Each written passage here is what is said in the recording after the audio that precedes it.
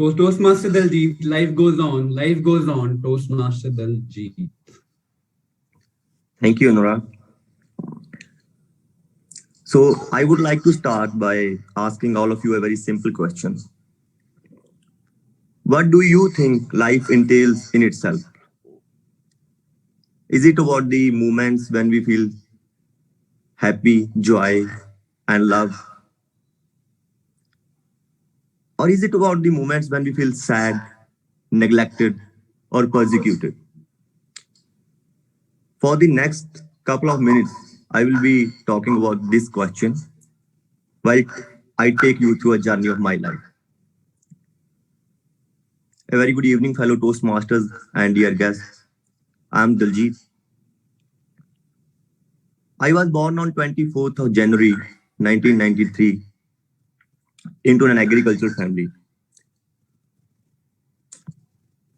My father is a farmer while mother is a housewife.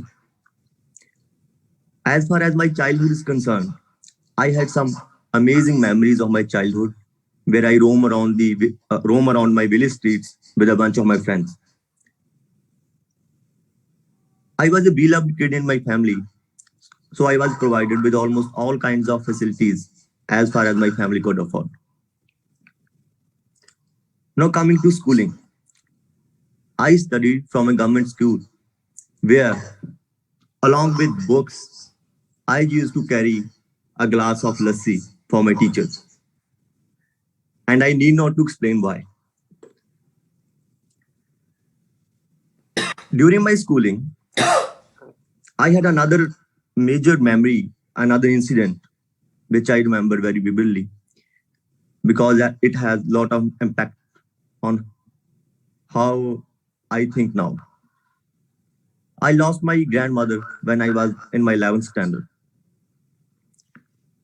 That was the first time I lost someone we loved.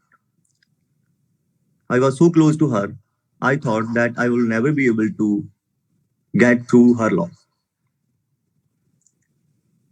But somehow I accepted the reality and moved on. But I made a mistake. The very day she was breathing her last, I couldn't gather the courage to stand by her side, and I went out of my home with few of my friends. On my return, I came to know that she called me to see me one last time, but I wasn't there. I still regret when I think of that moment, but I learned an important lesson from that incident. I learned that no matter how frightened you may feel, be there when you know that you're losing someone. You might feel terrible to witness the loss of your loved ones, but it will save you from a lifetime of regret, as in my case.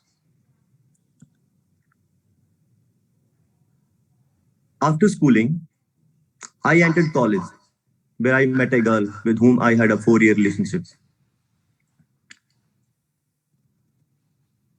But when it came to marriage, we had to part our ways. The reason being that there were vast differences in our family backgrounds. So while I was going through this breakup period, which I call the most challenging time of my life, my friends came to rescue me. In those days, I had suicidal thoughts. I thought, I'm going to end my life. So there were two of my friends. Both of them had to skip their classes for almost a month and a half to take care of me. That was the time when I realized the value of true friends in my life. So after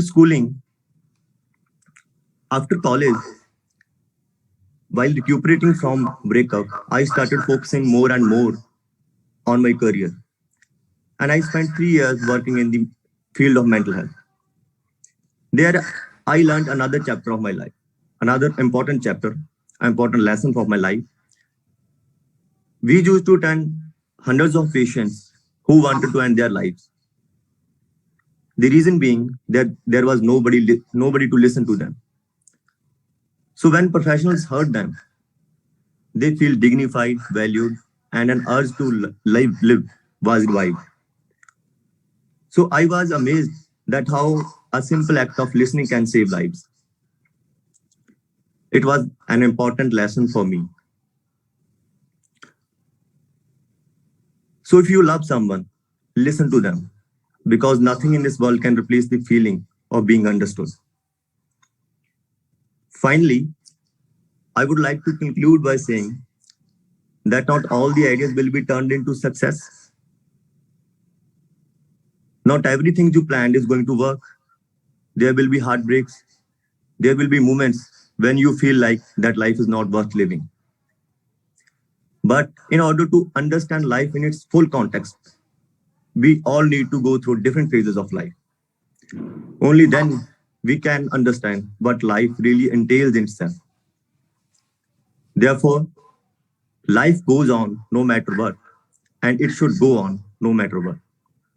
Over to you, Toastmaster Anurag.